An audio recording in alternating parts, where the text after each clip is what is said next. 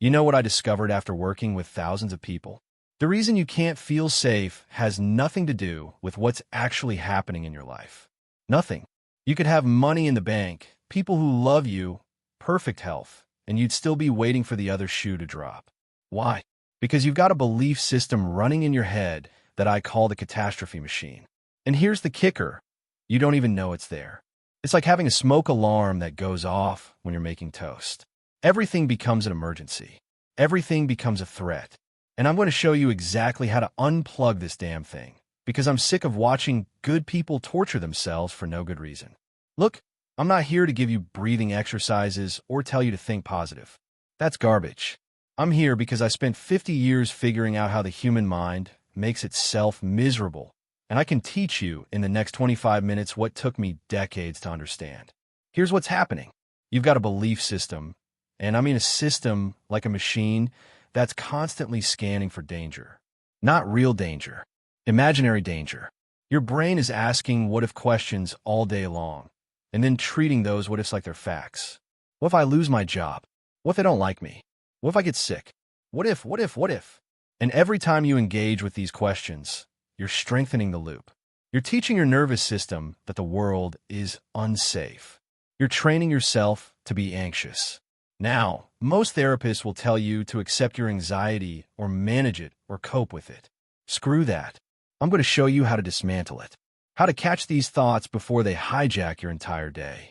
How to stop turning possibilities into probabilities into certainties. Because here's what nobody tells you.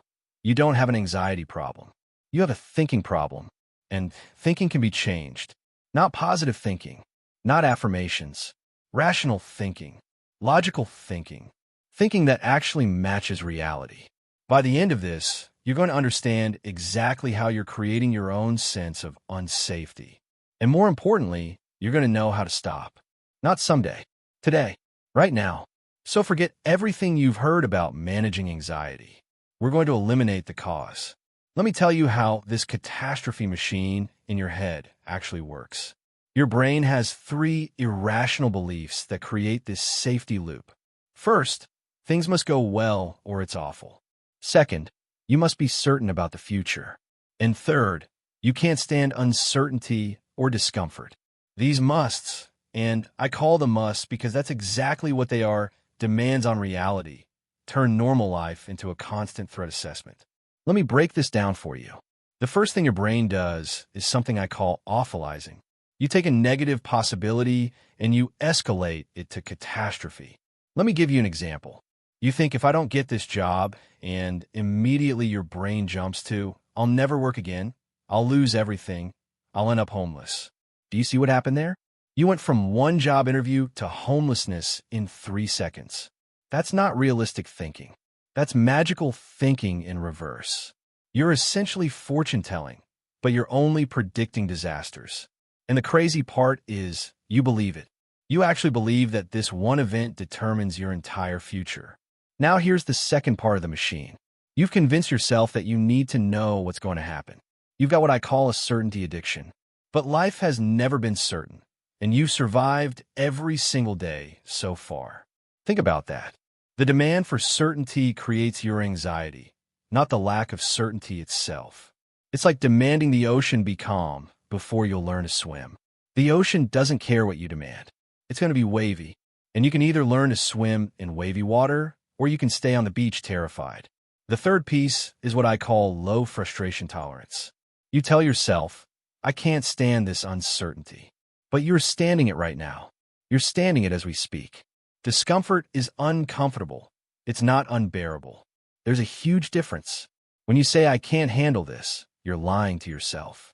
You've handled every difficult moment of your life up until now. Every single one. So where's the evidence that this time is different? And this brings me to a critical point. Look at the evidence against your brain's predictions.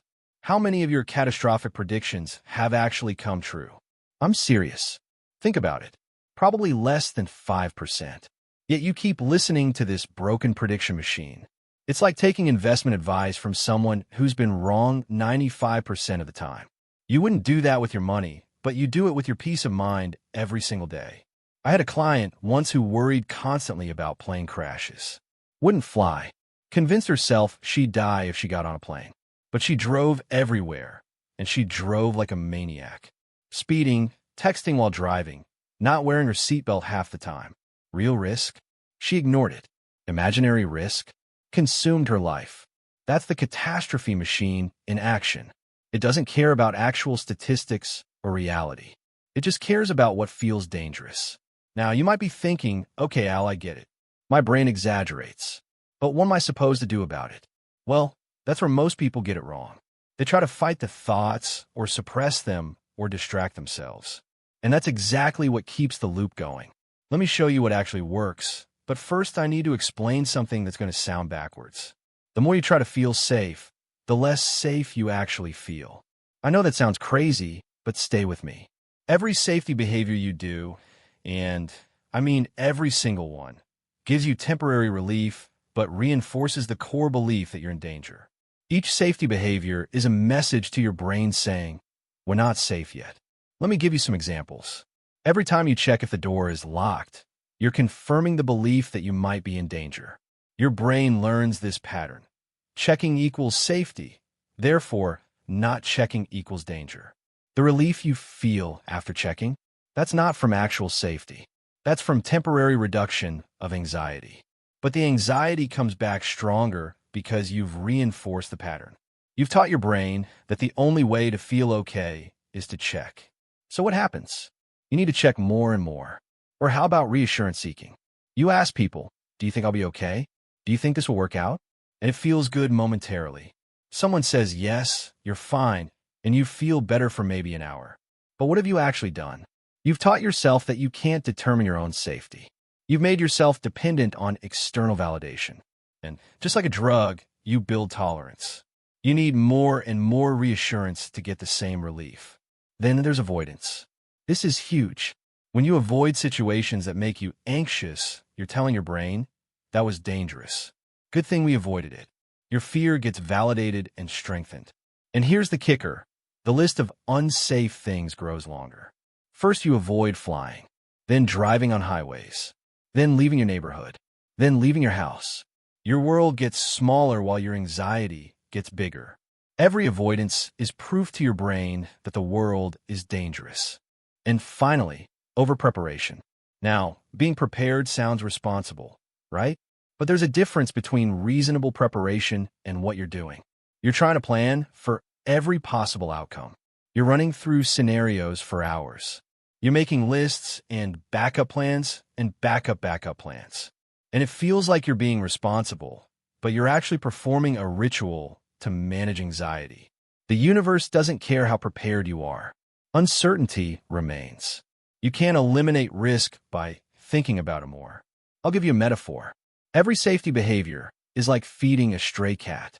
You feed it once because you feel bad, and it comes back. You feed it again, and now it's at your door every day. Pretty soon you've got 20 cats, and they're running your life. That's what safety behaviors do. They're reinforcements. They're food for your anxiety.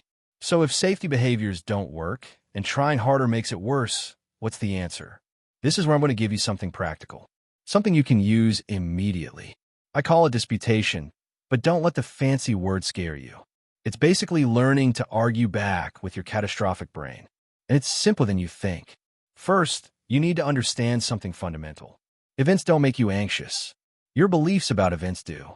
I've got a model I've been teaching for 50 years. It's called the ABC model. A stands for activating event. B stands for belief. C stands for emotional consequence. And here's what most people get wrong. They think it causes C. They think the event causes the feeling. But it's actually B. Your belief about the event causes your feeling. Let me give you a concrete example. Let's say your boss wants to talk to you. That's A, the activating event. Now, what happens in your head? You think, this means I'm getting fired. I'm incompetent. I'll never recover from this. My career is over. That's B, your belief. And what do you feel? Panic, dread. You can't sleep. You're checking your email every 5 minutes. That's C, the consequence. But here's the thing. Thousands of people talk to their boss every day without panic. Same event, different belief, different feeling. The difference is your interpretation. Your boss wants to talk to you. That's all you actually know. Everything else is a story you're telling yourself. And that story is based on irrational beliefs. How do you know it's irrational? Because of the language you're using. Listen for these words: must, should, have to, need to, can't stand. These are demands, not preferences. I must be certain versus I'd prefer to be certain. Huge difference. I can't handle this versus I don't like this, but I can handle it. The rigidity of must creates emotional disturbance. Let me break down the difference between rational and irrational beliefs. Irrational belief sounds like this: I prefer this goes well, but if it doesn't, I'll be disappointed and I'll handle it. An irrational belief sounds like this: this must go well or I'm doomed and I can't stand it. Do you see the difference? Rational beliefs create concern. Irrational beliefs create anxiety. Concern motivates you. Anxiety paralyzes you. So how do you know if your belief is rational or irrational? I've got 3 questions for you. First, is it logical? Does it follow from the evidence? Second, is it empirical? Is there actual evidence for it? Third, is it helpful? Does it help you function and feel better? Most catastrophic beliefs fail all 3 tests. Your belief that you'll never recover if this goes wrong isn't based on your actual history. You've recovered from every setback so far. Every single one. I'll give you another example. Let's say 2 people lose their job on the same day. Same company. Same circumstances. One person is devastated. Can't get out of bed. Thinks their life is over. The other person is disappointed, but starts updating their resume and reaches out to contacts. Same A, different B, different C. The event didn't determine the emotion. The belief about the event did. I've worked with patients who had identical medical diagnoses. Same disease, same prognosis. One person falls apart. The other person handles it and makes the best of their situation. What's the difference? Their beliefs, their demands on reality. One person is saying, this must not be happening. This is awful. I can't stand it. The other person is saying, this is really hard and I don't like it, but I can handle it. I've handled hard things before. Think of it like an emotional thermometer. Your beliefs set the temperature, not the weather. The weather is going to do what it does. You can't control that, but you can control how much you let it affect your internal temperature. Now I know what you're thinking.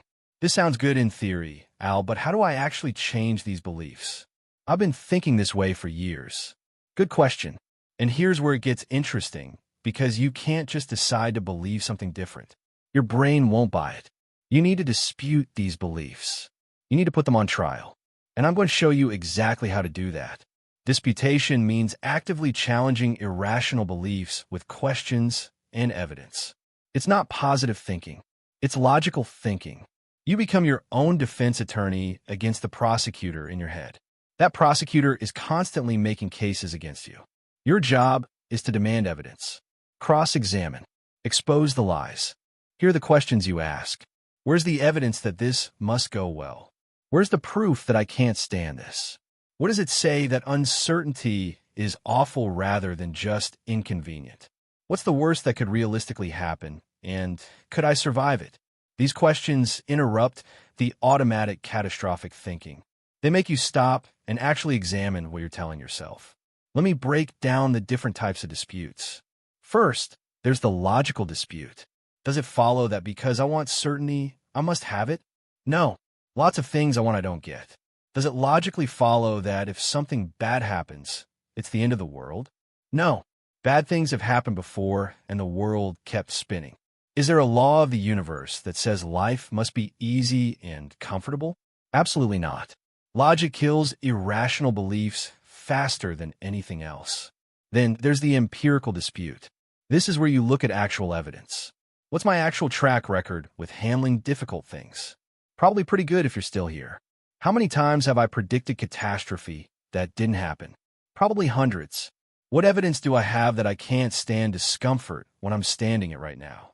None. Your history proves you're more resilient than your beliefs suggest. And finally, there's the functional dispute. Is believing I need certainty helping me or hurting me? Hurting, obviously. Is catastrophizing making my life better or worse? Worse. Does demanding safety give me more safety or more anxiety? More anxiety. Even if a belief feels true, if it's destroying your peace, it's worth challenging. Let me give you a courtroom metaphor. Imagine your irrational belief is on trial. You're the defense attorney. The prosecutor is your catastrophic brain. The prosecutor says, "Your Honor, this person must have certainty or they'll fall apart." And you stand up and say, "Where's the evidence? My client has lived through thousands of uncertain situations. They're still here. They've never had complete certainty and they've functioned just fine." The prosecution has no evidence. Case dismissed. I had a client who kept telling me, "I can't stand my anxiety." And I said, "You're standing it right now. You're sitting in my office experiencing anxiety and you haven't exploded. You haven't died. You're uncomfortable, yes, but can't stand it. That's objectively false. You're literally doing the thing you claim you can't do." And that moment, when she realized she was proving her own belief wrong in real time, that's when things started to change. You need to practice disputing these beliefs every single day. Every time you notice yourself catastrophizing, stop. Ask the questions. Demand evidence. Don't just accept what your brain tells you. Your brain is not a reliable narrator. It's a pattern-making machine that learns some bad patterns, and it's your job to correct them. All right, so you're learning to catch these thoughts and dispute them. That's huge. But here's where people get tripped up. They think they need to feel safe before they can move forward. Wrong. Dead wrong. In fact, that's the exact belief that keeps you stuck. Let me explain what I call uncomfort practice and why it's the fastest way to break this loop. You don't need to feel safe to be safe. Read that again. You don't need the feeling of safety to be actually safe. Tolerating discomfort without safety behaviors is how you retrain your brain. Deliberate exposure to uncertainty, without rituals, without checking, without reassurance, proves to your nervous system that you can handle it. Here's what I mean by the comfort trap. Your brain thinks comfort equals safety, but that's not true. Animals in zoos are comfortable. They're also weak. Animals in the wild are uncomfortable a lot of the time. They're also strong and capable.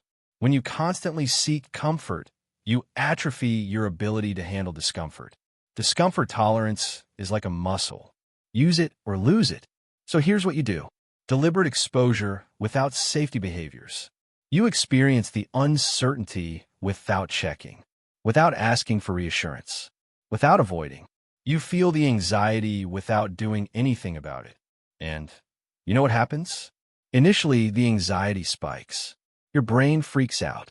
It's screaming, "We need to check. We need to know. We need to do something." And you sit there and you say, "Nope, we're just going to feel this." And then something amazing happens. The anxiety peaks and then it comes down. It habituates. It gets boring. Your brain realizes, "Oh, we're not actually in danger. Nothing bad happened. We survived without the ritual." And that's when the learning occurs. That's when your nervous system updates its programming. I used to do something I called shame-attacking exercises. I'd have people do things that triggered their "what will people think" fears. Ask a ridiculous question in public, or something silly. Intentionally make a small social mistake. Why? To prove that embarrassment is survivable. To prove that social discomfort isn't death. Your brain learns that you can handle things you thought you couldn't. I practiced this myself. I'd go into department stores and yell out the time, just randomly. 11:15. People would look at me like I was crazy, and I'd feel that flush of embarrassment. And then nothing would happen. Nobody died. The world kept turning. My worth as a person didn't evaporate, and my tolerance for social discomfort went way up. The principle is simple. Build distress tolerance. Practice sitting with "I don't know" without seeking certainty. Allow the anxious thoughts without disputing every single one. Sometimes you just let them be there. Let the feeling be there without making it mean something catastrophic. I'm feeling anxious and I can continue with my day. Both things can be true. Think about marathon runners. They feel discomfort for hours, burning muscles, exhaustion. But the discomfort doesn't mean damage is occurring. It just means they're outside their comfort zone, and they keep running. That's what you're learning to do with uncertainty. You're building your capacity to function while uncomfortable. Now, I want to address something important. You might be thinking, "Oh, this sounds hard. I don't know if I can do this." And that right there, that thought, is exactly what we've been talking about. You're telling yourself you can't handle the discomfort of changing. But let me tell you something about human potential that most people don't understand. True peace doesn't come from achieving safety. It comes from accepting that life is inherently uncertain and you can handle whatever comes. This is what I call unconditional self-acceptance and unconditional life acceptance. Let me explain what I mean. Unconditional self-acceptance means you accept yourself as a fallible human who will make mistakes, face setbacks, and experience losses. Your worth isn't dependent on being safe or certain or in control. You say to yourself, I accept myself whether or not I feel safe, whether or not things go well, whether or not I get what I want. This removes the need for safety to feel okay about yourself. You're okay as a person regardless of outcomes. Then there's unconditional life acceptance. This is accepting that life doesn't owe you safety, comfort, or certainty. The universe is indifferent to your preferences. Things will go wrong sometimes. People will disappoint you. Plans will fall through. You get sick. You'll experience loss. That's not awful. That's reality. Fighting reality creates suffering. Accepting it creates peace. I spent my whole career watching people torture themselves because they thought life should be different than it is. They'd say, this shouldn't be happening. People should treat me better. Things should be easier. And I'd ask, where's that written? Show me the law of the universe that says life must be fair and easy. There is no such law. Things are the way they are. Your demand that they be different doesn't change them. It just makes you miserable. Here's the distinction that changed everything for me and for thousands of my clients. Preferences versus demands. I prefer to feel safe is a healthy desire. I must feel safe is a neurotic demand. Preferences are flexible. You prefer something, you work toward it, but you can handle not getting it. Demands are rigid. You demand something, and when you don't get it, which is often because you can't control reality, you fall apart. You can pursue safety. You can take reasonable precautions. You can lock your doors and save money and take care of your health. But you do it from a place of preference, not demand. You say, I'm doing what I can to increase the probability of good outcomes, but I accept that I'll never have complete certainty. And that acceptance is where peace lives. Now, let me tell you about high frustration tolerance. This is a philosophy, a way of thinking. You say to yourself, I can stand things I don't like. Discomfort is uncomfortable, not unbearable. I've survived 100% of my worst days so far. Building this philosophy is the ultimate anxiety antidote. It's the thing that lets you walk through uncertainty without falling apart. I'm not talking about toxic positivity. I'm not saying pretend everything is fine. I'm saying you can acknowledge that things are hard and that you can handle it. Both are true. This is hard. I don't like it. And I can stand it. Those statements can exist together. When I was developing rational emotive behavior therapy, I drew heavily from the Stoic philosophers. Epictetus said, it's not things that disturb us, but our view of things. That's it. That's the whole game. Your view creates your disturbance. Change your view. Change your disturbance. The Stoics understood 2,000 years ago what most people still don't get today. And the freedom that comes from this is incredible. When you stop demanding that life be a certain way, when you stop insisting on safety and certainty, you get to actually live. You get to take risks. You get to try new things. You get to be vulnerable because you're not constantly protecting yourself from imaginary threats. I've lived my whole life with this philosophy. Life is frequently hard. Things go wrong. People are difficult. I get sick. I experience loss. And I handle it. Not because I'm special. Because I don't tell myself I can't stand it. I don't catastrophize. I don't demand that reality be different. I accept what is and I deal with it. So let me bring this all together for you, because I want you to walk away from this with something you can actually use. Here's what we covered. Your feeling of unsafety isn't coming from the world. It's coming from your thoughts about the world. Specifically, your demands that things must be certain, that you must have control, and that you can't stand uncertainty. Every time you engage in safety behaviors, checking, seeking reassurance, avoiding, you're feeding the loop. You're telling your brain we're in danger, and your brain responds accordingly. You're strengthening the very pattern you want to break. The ABC model shows you that events don't create your emotions. Your beliefs about events do. And those beliefs can be disputed. You can put them on trial. You can demand evidence. You can expose them as the lies they are. Where's the proof? Where's the logic? Is this helping me? Disputation is your power tool. You ask, where's the evidence? Is this logical? Is this helpful? You become a defense attorney for your own well-being. You don't just accept what your catastrophic brain tells you. You challenge it every single time.